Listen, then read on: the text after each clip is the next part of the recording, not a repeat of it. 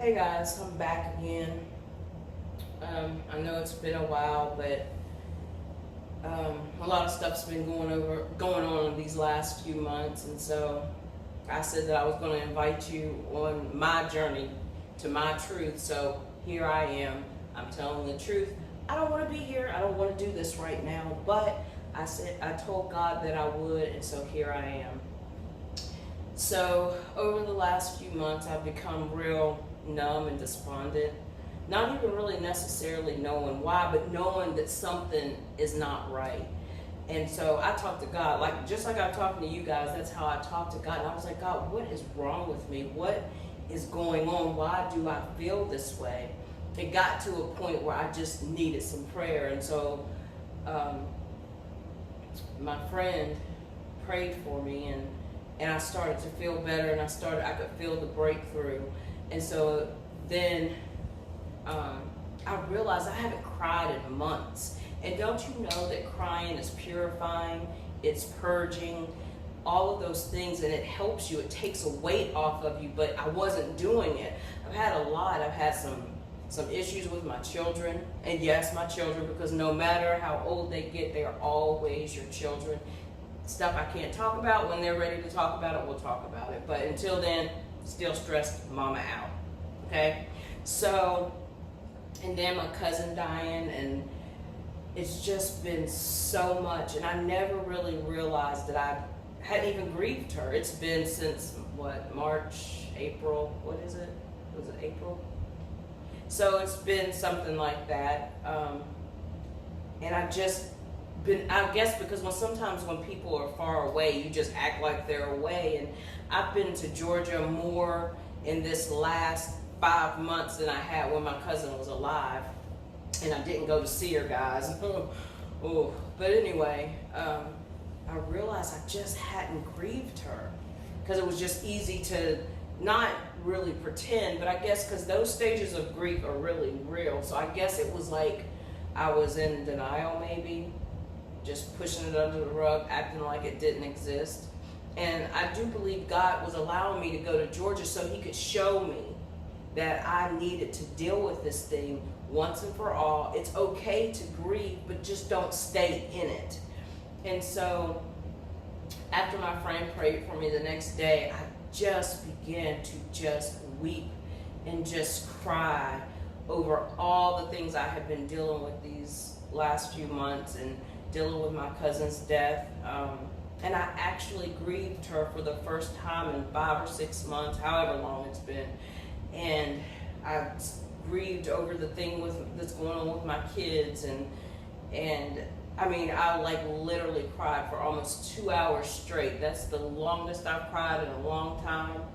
And God was just delivering me, and it was okay. It was okay, because finally I felt like I could tap into him. I felt like I couldn't feel him. I couldn't feel anything. I just had become so numb to everything.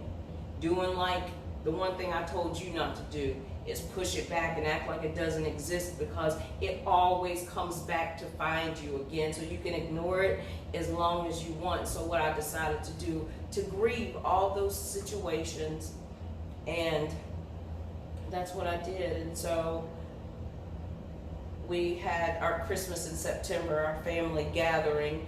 It was really different.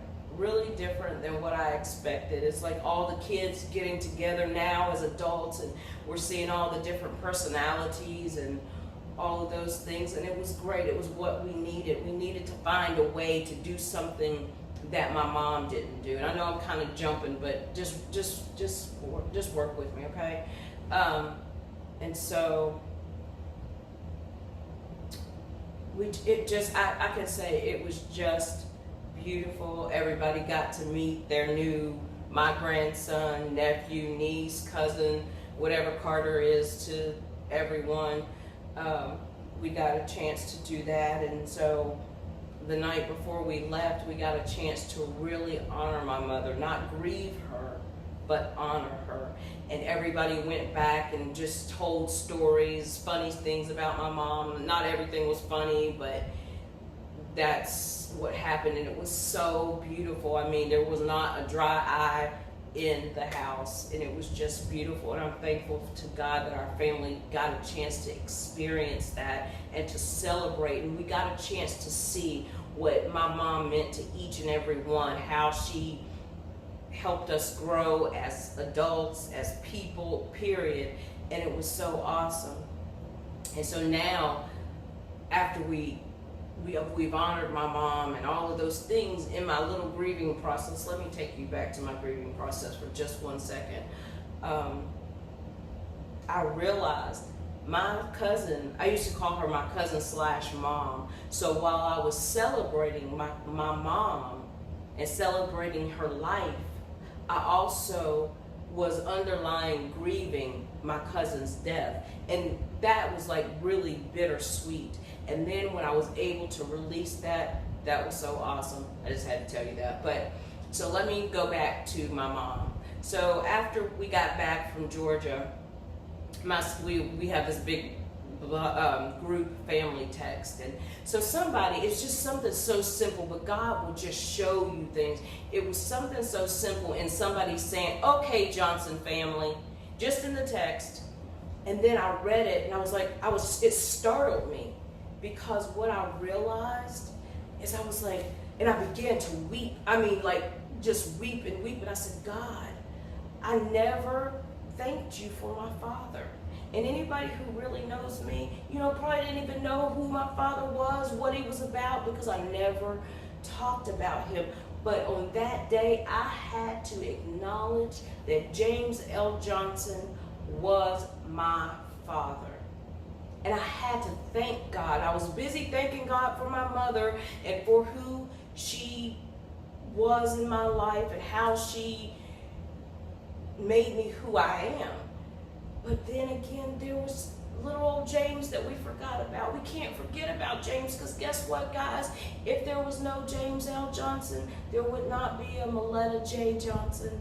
So I was just thanking God for him. Doesn't matter what he did or didn't do. It didn't matter what kind of father he was, because he was not a good father, guys. He just wasn't. But the one thing I can't take away from him, if there was no James L. Johnson, there would not have been a Christmas in September. Because guess what, guys? Laura J. Johnson could not have done it by herself. So I had to thank God for my father. And when I did, that's when I knew fully that I had forgiven him for what he did or did not do in my life. The Bible says to honor your mother and your father so that you may live a long life and inherit the land. So the Bible did not say whether they were good or bad. It just says to honor them. And I was able to honor my mother as well as I was able to, in my own privacy of my own home, honor my father. I can't take it away from him. And I'm telling you, this is how I've been getting baggage free. I didn't have to go to some church and fall out on the floor. I'm not knocking that, but I didn't. This was between me and God in the privacy of my own home.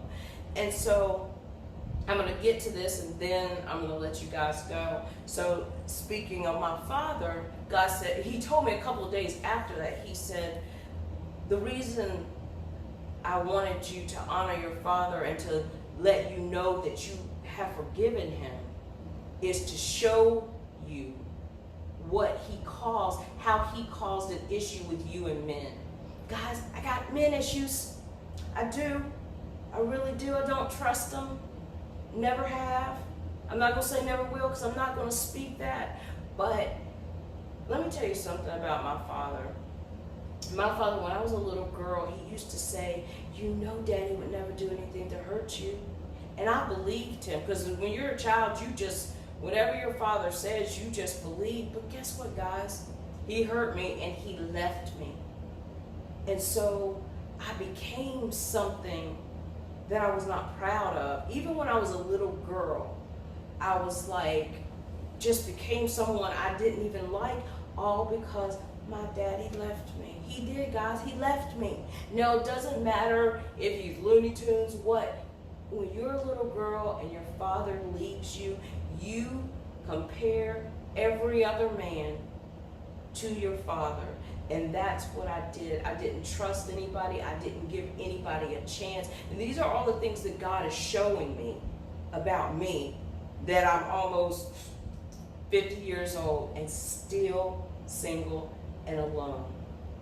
Because I just didn't have it in me to allow a man into my heart, because I had built up such a wall that only Jesus Christ could take the wrecking ball and knock down this wall. But he did.